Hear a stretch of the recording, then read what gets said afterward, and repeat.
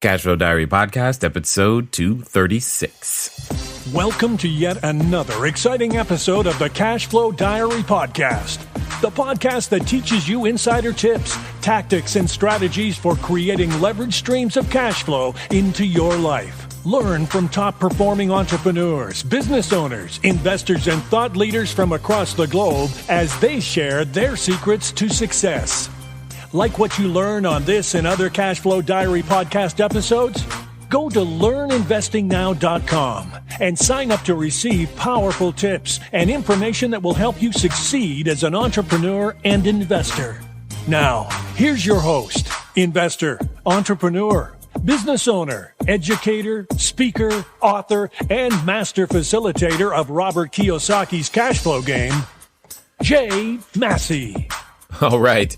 How are you guys doing? Happy New Year. We are now into another year. Here's a question. How are you going to make this year be different than last year or any of the last years that you've had? I often hear it said, and maybe you've said it, people say things like, hey, I've got 20 years of experience, 15 years of experience. I've been working here for 30 years. Well, okay, that's wonderful. But I really think most of the time when people say that, what they really mean is that they've had the same year and just repeated it 10, 20, 30 times. They actually don't have any sort of different experiences in between. And it's one of those things that I want different experiences in between. And each and every year has been that very thing in so many different ways, Now, I don't know where you sit, stand, squat, or whatever on these matters as it relates to making New Year's resolutions. It's not actually something that I'm all that up on personally. I don't want to wait 365 days to actually say, hey, this is something I want to cut out of my life or something I want to strive towards. However, if you need an excuse, the New Year is a great time. Anytime is just as good. But if you want to capitalize on that energy that everyone else is doing, I think it's not such a bad thing. However, with that being said, oftentimes I think the things that we have resolutions about are at best incomplete. They're at best incomplete. They focus on things that we should do or not do.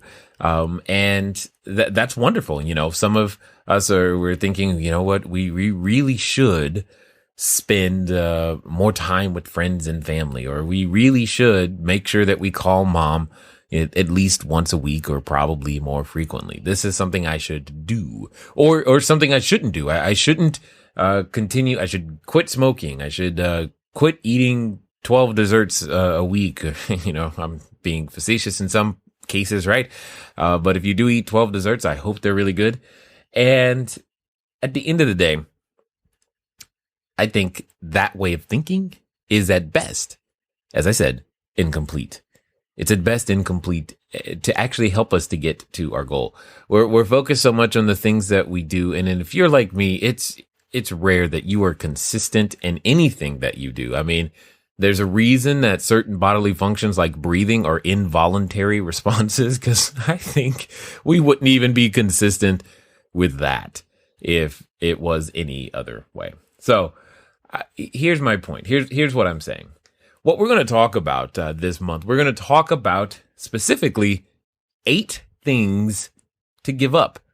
But I think we're going to talk about 8 things to give up that are going to help you not only this year, but every year from this point forward, that will help you to have a different year every year so that you can truly quit repeating the same year over and over and over. It was inspired by a post that I found, or a picture that I found and posted on the Facebook wall at Cashflow Diary Facebook wall.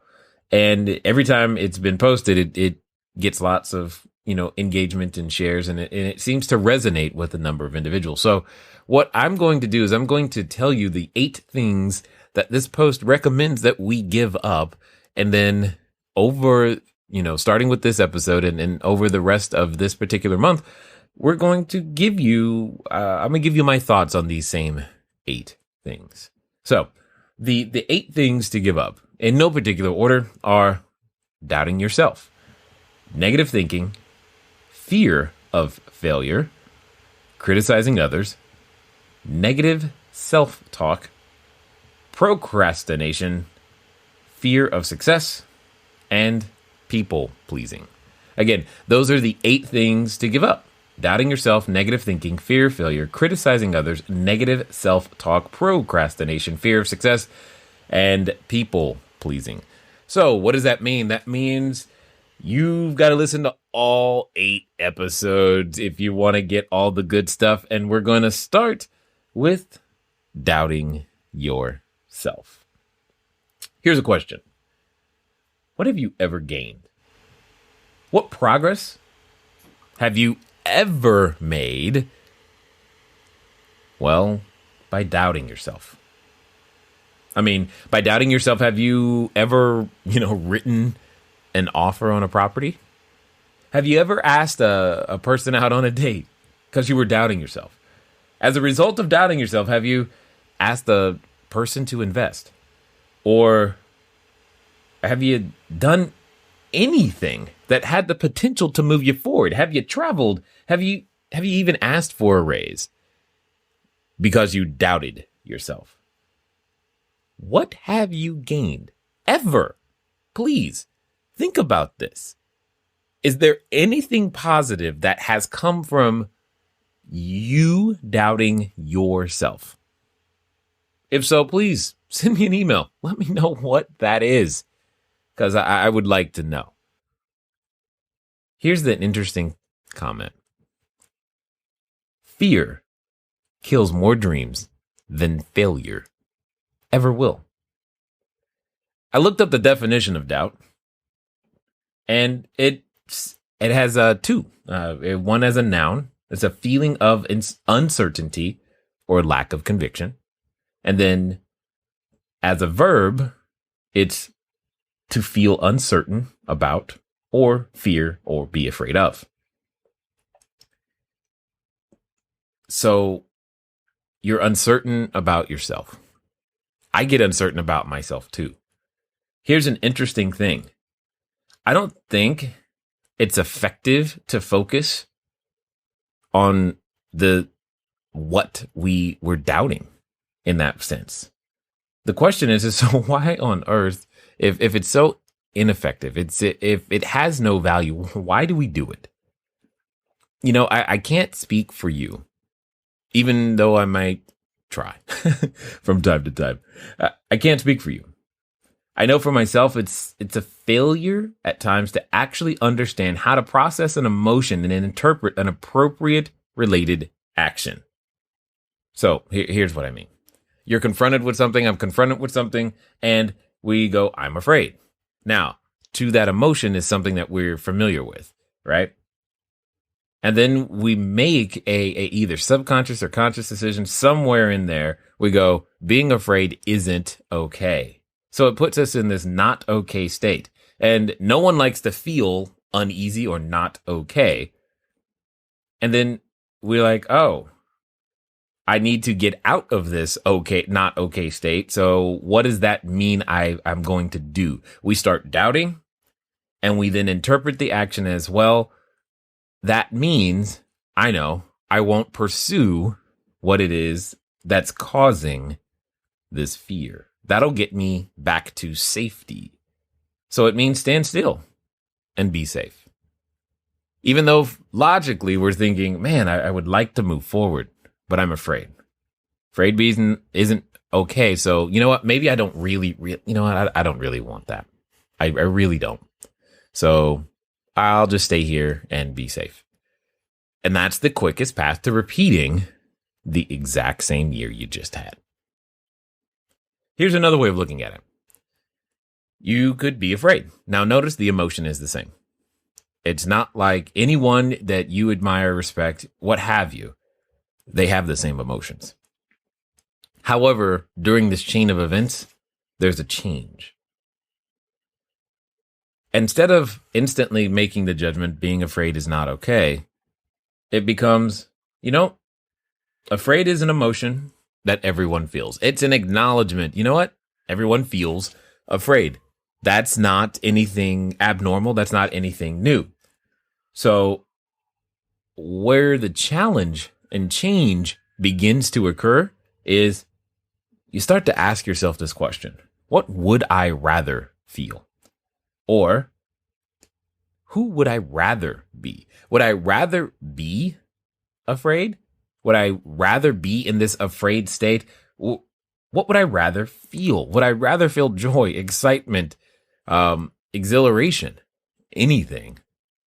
Because both individuals are seeking an exit from the same emotion. And then usually when you ask yourself that question, especially the who would I rather be, you can put yourself in an empowering decision to say things like, or think things like, you know what, I will choose to develop courage. Interesting. It doesn't mean fear has dissipated. It's not gone. You can't really eliminate it, but you can choose to develop courage.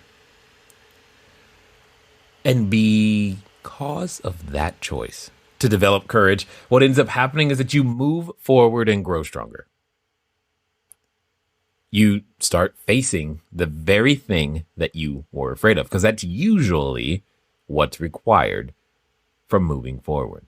Not ignoring it, not pretending it doesn't exist, not trying to psych yourself out and going, okay, that danger really isn't there. Oh, it's there. However, I'm choosing to move forward anyway. It's just a difference in asking a few questions and acknowledging that that emotion is very valid, especially at the moment you're feeling it. You're feeling it for a reason. Trying to get rid of it, it's kind of useless. So, when are you likely to feel this next? Because see, one of the things that I've learned for myself that I believe is true for many of us is if we take the time to recognize triggering events or events that cause us to feel or have the propensity to put us in this emotional state or in any state that we don't want to be in, we can begin to set up safeguards. We can begin to become more aware. Therefore, we are not caught unprepared. Because I think that's what happens a lot. We get caught unprepared. We haven't decided ahead of time, here's the person I am going to be when XYZ occurs, and this is what that type of person would do. So when we are emotionally sober in a normal state of mind, we need to figure out what that triggering event is, and more importantly, how are we going to respond the next time this occurs? See, I think we all feel this when we're faced with the opportunity to become someone of more value than you currently see yourself providing. So maybe right now you're, sitting in the cubicle or you're on your way to work, you're listening to this and you're like, man, vacation and holiday is over. It's back to work. But before too long, you're going to be presented with an opportunity that sounds better than your current existence. And you're going to go, And it's usually in that moment when we are faced with an opportunity to become someone of more value than we are currently providing that these doubts arise and surface. I know you can say, and we say things like, you know what? I don't know if that's me, or I don't know if I have the ability to do that, or any number of things. Well, here's the interesting thing. You don't have the ability to do it. You don't know, but that's okay. Go find out. Go give yourself an opportunity to try to see. Maybe you can actually stick to an exercise regimen. Maybe you can actually say, you know what? I am going to submit 5 offers a week, no matter what, if it kills me. Maybe you can, I'm going to spend 20 minutes a day with each one of my children, no matter what, and I'm going to figure out my schedule to make that happen. Maybe those things are possible. Just put it in the calendar and figure it out. See what happens. But the moment you are faced with that opportunity, like I said, to become someone of more value than you currently see yourself providing, that's usually when it comes up. Another popular example, especially right now, is you want to earn more money. Well, in order to receive more, you must give more.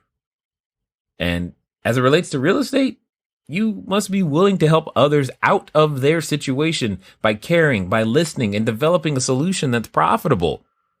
You have to give time, effort, and energy to understanding what's going on with someone else. So that you might perhaps win them over to be willing to do business with you. And here's the rub. Not everyone is going to be willing. And the painful part is that some of you're going to quit before you've actually given yourself a shot. And that's unfortunate. But that's just part of the process. That's part of the process that separates those who actually end up buying property this year, this month, this week, those who buy their next units, those who get up and try again, from those who don't and only sit back and dream about it. That'll be because, giving and not receiving hurts. This is true. I hear you. But you know what? That's not a legitimate reason to doubt yourself. So another way this is going to happen for you is that you've heard me say, or you're going to have that thought, hey, I should write an offer. And you've heard me say that more than once. Move at the speed of instruction, right? You feel very excited and afraid at the same time, and that's part of the problem. This mass confusion begins to happen. But at least now, maybe you'll expect those emotions, and they won't catch you off guard, and you won't instantly flee the scene of your future self. You'll actually stick around and go, okay, I knew I was going to feel this way. I knew this was coming. Here's what I said I was going to do. I was going to become a brave person. I was going to become the hero that my family is waiting on. I was going to become more than my present place and do this anyway. And then just take one step, one measurable step, one measurable, quantifiable, observable step towards it. If you're going to write an offer, go get the contract. If you've already got the contract, fill it out. Call somebody and ask them. Make that move. I promise that making that one move won't kill you, but it will grow you faster than you thought was possible. So what's really the solution here? Oh, I've got a unique exercise that I'm going to share with you in just a moment. However, mentally, what I think that needs to happen is that you just focus on the outcome you actually desire. In other words, you take that doubtful thought captive and replace it with more positive ones. You're like, Jay, I don't know where I'm going to get a positive thought in the spur of the moment. And I totally understand, because when we are gripped, seized, arrested by these emotions, intelligence goes straight out the window. Can't remember anything positive about ourselves or anything that we've ever done. So, just like I suggested earlier, we're going to do a little bit of pre-planning because we know this emotion is coming. So we might as well be ready for it. And here's what you can do. It's a very simple exercise, and I want you to do it starting today. In fact, I'm going to get you to step out on faith and say out loud, I'm going to do this. And mean it and follow through. Even though you don't know what it is, I'm wanting you to make the commitment. I promise you, if you make the commitment without knowing what it is first, it'll help you that much more. It'll also tell you, do I really believe that Jay is going to be helping me? Because there's the test. Now, either way, whether you're able to put yourself in that space, it's like, okay, I'm doing this. I don't care what it is. I know it scares me, but I don't care. If you can do that, you're well on your way. And if you can't, that's okay. It just now illustrates another place where growth is required. Either way, I still want you to do it. So, did you say it yet? I'm gonna do this. No matter what it takes, no matter what it is, no matter how scary, and I'm going to start today. Those are the words.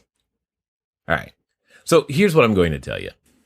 It's really, really simple. All I want you to do is to begin to keep a small success journal. You're only going to answer one question. And so long as you answer this one question every day, you will inoculate yourself from your own doubtful thoughts. You ready? Simply fill in the following blank. Today, 5 reasons I am successful are. That's it.